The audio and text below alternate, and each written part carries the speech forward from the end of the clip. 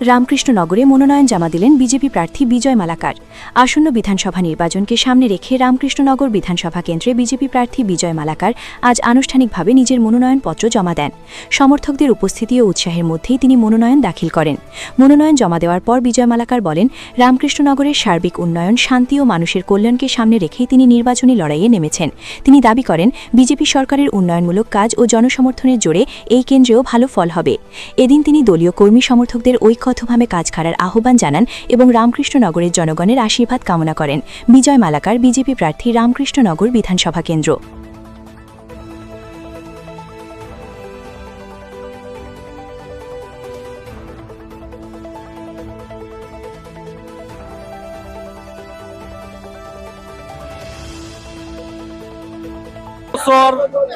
মাননীয় মুখ্যমন্ত্রীর আশীর্বাদে কাম করিব পারিছো।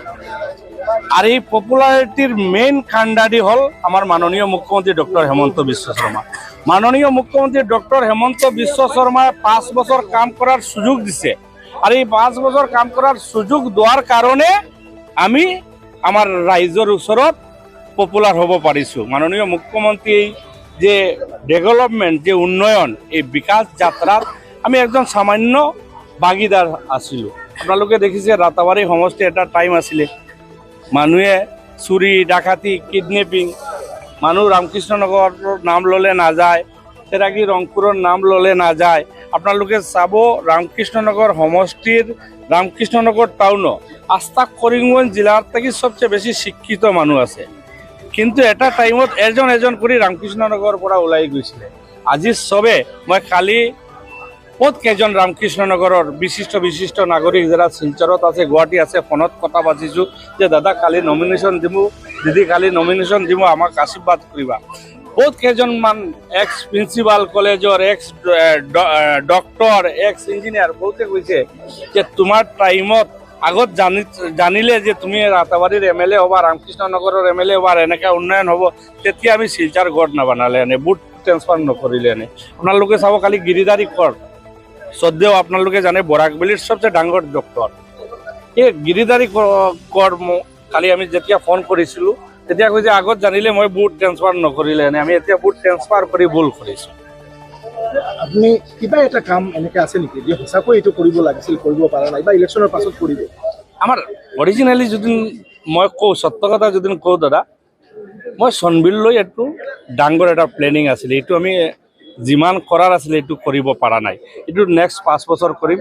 মই 30 কোটি টাকা মাননীয় মুখ্যমন্ত্ৰী চেংচন দিছে, কিন্তু এইটো টেন্ডাৰ কৰি কামটো ষ্টাৰ্ট কৰাৰ এটা মন আছিলে আমাৰ যে ইলেকশ্যনৰ আগত, কিন্তু টেন্ডাৰ প্ৰচেছ ষ্টাৰ্ট হৈছে 4-5 দিন ইলেকশ্যন ডিক্লেয়াৰ হৈ গ'ল। এইটো এটা ৰৈ গৈছে, একো নাই, ৰাইজে আশীৰ্বাদ কৰিব। যোৱা 5 বছৰ চনবিললৈ কাম কৰাৰ আছে আমাৰ ৰামকৃষ্ণনগৰ, জানে আপোনালোকে মেডিকেল কলেজ হৈ আছে। এতিয়া যদি আমি এটা চেণ্ট্ৰেল স্কুল দুলভচৰা কৰিব পাৰোঁ তেতিয়া ডক্টৰ থাকার কারণে ভাল হ'ব। বহুত কেইটামান প্লেনিং আছে আর মাননীয় মুখ্যমন্ত্রী ডক্টর হেমন্ত বিশ্ব শর্মার নেতৃত্বে এইবিলাক কাম হৈ যাব। আজি যদিও কোৱাটো ঠিক নহয়, আপুনি যিহেতু নেক্সট টাইম 3বাৰ হৈ যাব ইলেকশ্যনত জিকা, মেডিকেল কলেজ পাই পেলাই আপুনি মন্ত্ৰিত্ব বিচৰা নাই, কিন্তু নেক্সট টাইম মন্ত্ৰিত্ব বিচাৰিব নালাগে।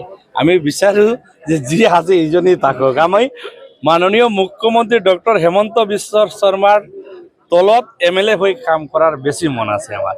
মন্ত্ৰী হৈ আমাৰ ইমান ডিমান্ড নাই, মই একদম সাধাৰণ ঘৰৰ ল'ৰা, পালেতো এৰি নিদিয়ে, সাধাৰণ ঘৰৰ ল'ৰা।